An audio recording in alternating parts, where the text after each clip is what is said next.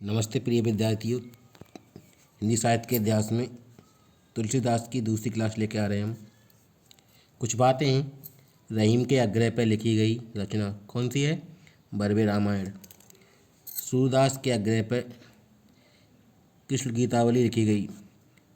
गंगाराम तुलसीदास का मित्र के आग्रह पर रचित रचना कौन सी है? तुलसीदास के मित्र थे कौन? गंगाराम के आग्रह पर लिखी गई रचना कौन सी है? रामाज्ञा प्रश्नावली। तुलसीदास की रचनाओं का परिचय। नंबर 1, विनय पत्रिका।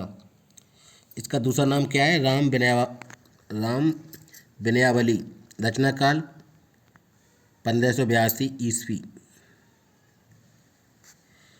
भाषा क्या है इसकी? ब्रज। शैली गीति शैली। पत्रात्मक व प्रार्थना शैली में भी रचित है।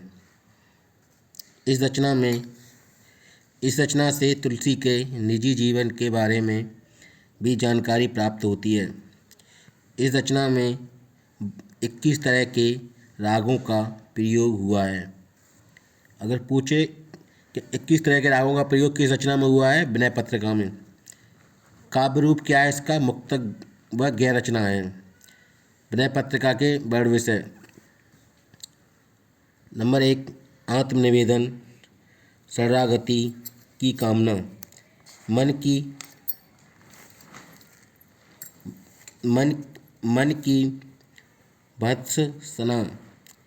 दैन्य भाव। दार्शनिक विचार। विनय पत्रिका के प्रमुख पद। कबहु अम्ब अवसर पाई। नंबर दूसरा है अबलो नसानी अब न नसेयो। नंबर 30, श्री रामचंद्र कृपालु भजु मन हरण वह दारुण। नंबर 4, जाके प्रिय न राम बधेही। नंबर 5, पाँचवा पद है जो निज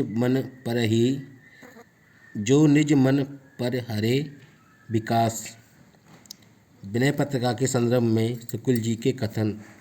कुछ कथन भी हैं, मोस्ट हैं। जिस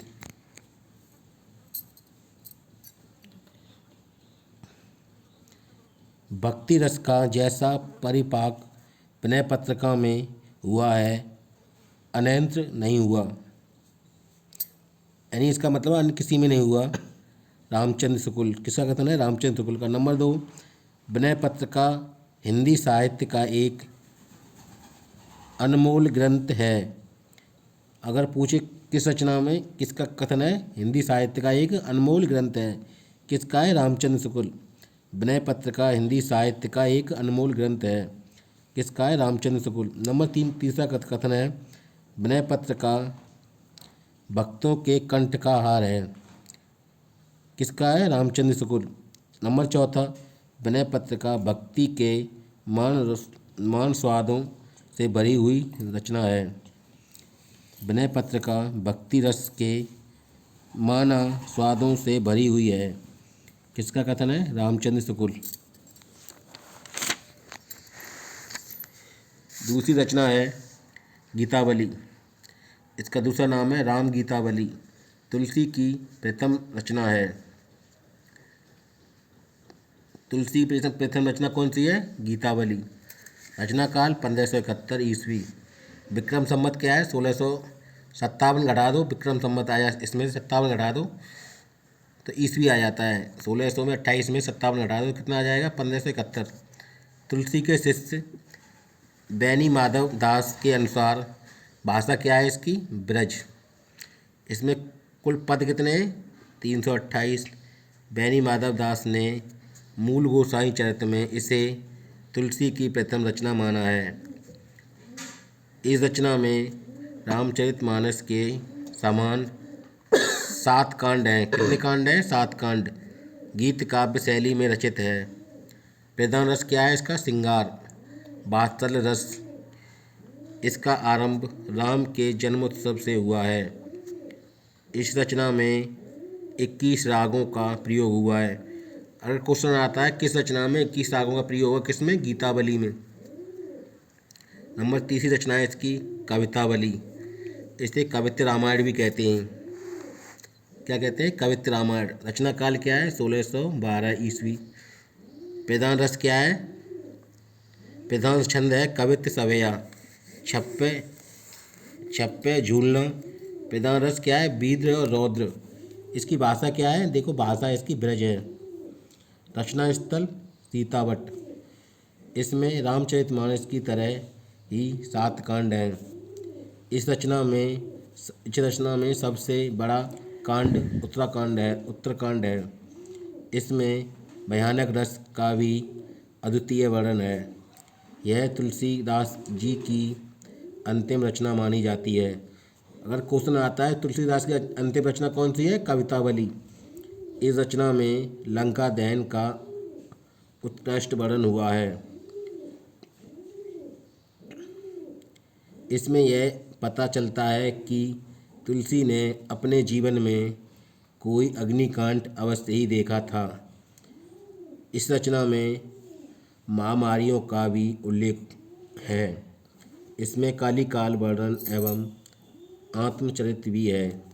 नंबर 4 रचना है तुलसीदास की, रामलला नछेऊ। रचना काल क्या है इसका, 1582 ईस्वी। भाषा इसकी क्या है, अवधी। कुल छंद कितने हैं, 20 सोलर छंद हैं। रचना स्थल क्या है, मिथिला है।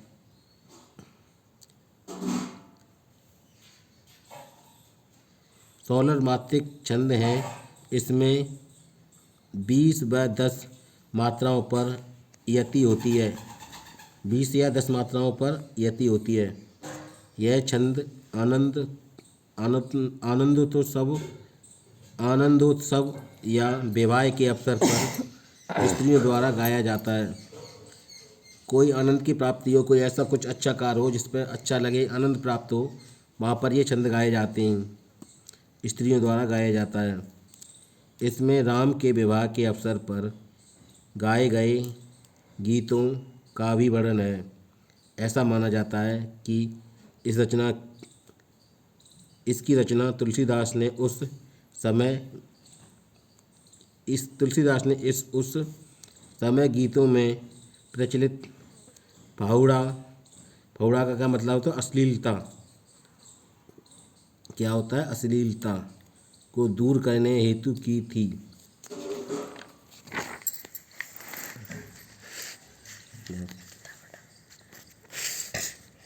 नंबर 5 रचना है बैराग्य संदीपनी। इसका रचना काल क्या है, 1612 ईस्वी। भाषा ब्रज। प्रधान रस कौन सा है, शांत। प्रधान छंद कौन सा है, दोहा, सौटा, चौपाई। यह रचना निम्नलिखित 4 भागों में विभक्त है। नंबर 1 मंगलाचरण एवं वस्तु संकेत। 7 छंद, कुल छंद 62। कुल छंद कितने, 62। नंबर 2 शांत स्वभाव वर्णन, 26 छंद। 7 महिमा वर्णन छंद, संत महिमा वर्णन बराबर 9 छंद। नंबर चौथा है इसका शांति वर्णन। इसमें कितने हैं, 20 छंद हैं। 4 भागों में विभक्त की गई थी। इसका पहला मंगलाचरण एवं वस्तु संकेत। इसमें कितने हैं, 7 छंद, कुल छंद 62। नंबर 2 संत स्वभाव का वर्णन। इनमें छंद कितने हैं, 26। नंबर 3 संत महिमा वर्णन। इसमें छंद हैं 9। नंबर 4 है शांति वर्णन। इसमें छंद कितने हैं, 20। इस रचना पर संस्कृत के नीति ग्रंथों का भी प्रभाव है। प्रधान रस क्या है इसका, शांत। इस रचना का प्रधान रस क्या है, शांत। कौन सी रचना है, बैराग्य संदीपनी, शांत रस है इसका। नंबर 6 बर्वे रामायण। रचना काल 1612। विक्रम संवत क्या है, 1669। बैनी माधव दास ने स्वयं गुलाब राय के अनुसार इनकी भाषा कौन सी मानी है, अवधी। डॉक्टर माता प्रसाद गुप्त इसे विक्रम संवत किस संगत मानते हैं, विक्रम संवत 1662 से 1664 के बीच की रचना मानते हैं। कुल छंद हैं इसमें 69। सभी बरवे छंद हैं। बरवे छंद मात्रिक छंद हैं। इसमें 12 व 7 मात्राओं पर यति होती है। इस रचना में भी रामचरितमानस के समान 7 कांड हैं। इसकी रचना रहीमदास जी के आग्रह पर की गई है। इस रचना में मंगलाचरण नहीं है। अगर पूछे किस रचना में मंगलाचरण नहीं है तो क्या है? बरवे रामायण। इसमें रस एवं अलंकार निरूपण का भी प्रयास है। नंबर 7 में है पार्वती मंगल। इसका रचना क्या है? 1582 ईस्वी। भाषा इसकी क्या है? इसकी भाषा क्या है? अवधी। रचना स्थल क्या है? मिथिला। कुल छंद कितने हैं? 164 और 148 है अरुण। मंगला छंद प्लस हरिगीतिका। अरुणा या मंगल मात्रिक छंद हैं। इसमें 11 व 9 मात्राओं पर यति होती है। इस रचना पर कुमार संभव का भी प्रभाव है। कुमार संभव, अगर क्वेश्चन आता है कुमार संभव का किस रचना पर प्रभाव है, किसका है? पार्वती मंगल पर। मिश्र बंधुओं ने इसे तुलसी की रचना नहीं होने पर संदेह किया है। अगर क्वेश्चन आता है किसने मिश्र बंधुओं की तुलसी की रचना पर संदेह किया, तो किसने किया? मिश्र बंधुओं ने। मिश्र बंधुओं ने इसे तुलसी की रचना होने पर संदेह किया है। वो कहते हैं, लग रहा है उनके ये मिश्र बंधु किसी रचना नहीं है, पार्वती मंगल तुलसीदास की रचना नहीं है। किसने संदेह किया? मिश्र बंधुओं ने। नंबर 8वीं रचना है जानकी मंगल। रचना काल क्या है? 1882। भाषा क्या है? अवधि। कुल छंद है 216। 192 अरुण या मंगल छंद प्लस 24 हरगीतिका। रचना स्थल मिथिला है। 8 अरुण छंदों के बाद एक हरगीतिका छंद का हरगीतिका छंद का प्रयोग हुआ है। राम व सीता के विवाह का वर्णन है। 8वीं रचना है रामाज्ञा प्रश्नावली। रामाज्ञा प्रश्नावली। रचना काल 1612 ईस्वी। भाषा ब्रज प्लस मिश्रित अवधि है। इसमें ब्रज भाषा भी है। क्वेश्चन आता है अगर ये दोनों हैं तो यही, और अगर एक ही भाषा है तो अवधि भाषा बताना, ठीक है। अगर क्वेश्चन आता है राम के प्रश्नावली की भाषा कौन सी है, अगर ये दोनों मिक्स है तो यही आएगा। अगर एक ही है अवधि तो अवधि बताना, ब्रज नहीं बताना। इसको अवधि भाषा में लिखी गई। इस रचना के प्रत्येक दोहे से शुभ अशुभ का संकेत मिलता है।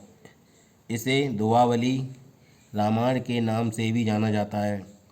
इस रचना में बालकांड 2 बार हैं, प्रथम सर्ग व चतुर्थ सर्ग। इस रचना की रचना तुलसीदास ने अपने मित्र पंडित गंगाराम ज्योतिषी के आग्रह पर की थी। इस रचना पर वाल्मीकि रामायण का प्रभाव है। और क्वेश्चन आता है वाल्मीकि रामायण का प्रभाव किस रचना पर? तुलसीदास की, तो रामाज्ञा प्रश्नावली पर। इस रचना में काव्योत्कर्ष और प्रबंधात्मक का अभाव है। भाषा इसकी अरबी ब्रज भाषा मिश्रित है। एक इसमें क्या है? कथन है। इस रचना में काव्योत्कर्ष और प्रबंधात्मकता का अभाव है। भाषा इसकी अरबी और ब्रजभाषा मिश्रित अवधि है।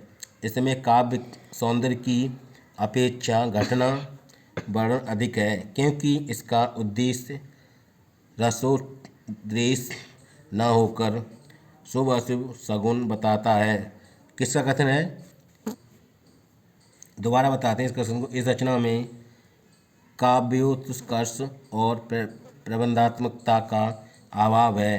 भाषा इसकी अरबी और ब्रजभाषा मिश्रित अवधि है। इसमें काव्य सौंदर्य की अपेक्षा घटना वर्णन अधिक है, क्योंकि इसका उद्देश्य रसोद्देश न होकर शुभ अशुभ सगुन बताता है।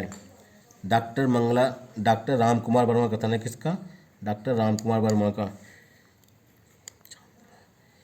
10वीं रचना है इसकी दोहावली। रचना काल क्या है? 1583 ईस्वी। भाषा ब्रज। 573 दोहा छंद हैं। इस रचना के माध्यम से प्रेम की अनन्यता का वर्णन किया गया है। इस रचना में भक्ति, नीति, राम नाम के महत्व से भी संबंधित पद भी हैं। अगर आता है क्वेश्चन कैसे आता है, भक्ति, नीति, राम नाम के महत्व से संबंधित पद किस रचना में, तो दोहावली में। इस रचना में तुलसी की अनुक्तियों बड़ी सुंदर बन पड़ी हैं। 11वीं रचना है कृष्ण गीतावली, भाषा ब्रज, कुल छंद 61, रचना स्थल चित्रकूट, रचना काल 1571। ऐसा माना जाता है कि तुलसी ने इसकी रचना सूरदास के आग्रह पर की थी। इस रचना में भ्रमर गीत परंपरा का भी निर्वाह भी हुआ है। आरंभ में मंगलाचरण एवं मंगल कामना नहीं की गई है। इसमें कुछ पद सूर सागर में भी मिलते हैं। और क्वेश्चन आता है कि सूर सागर में पद किस रचना मिलते हैं, तो कृष्ण गीतावली में। इनकी 11 रचना पूरी हो गई हैं और रामचरितमानस है वो अगले वीडियो में विस्तार से पढ़ाएंगे। ये वीडियो अच्छी लगी लाइक करना, सब्सक्राइब करना और शेयर करना। जय हिंदी, जय भारत।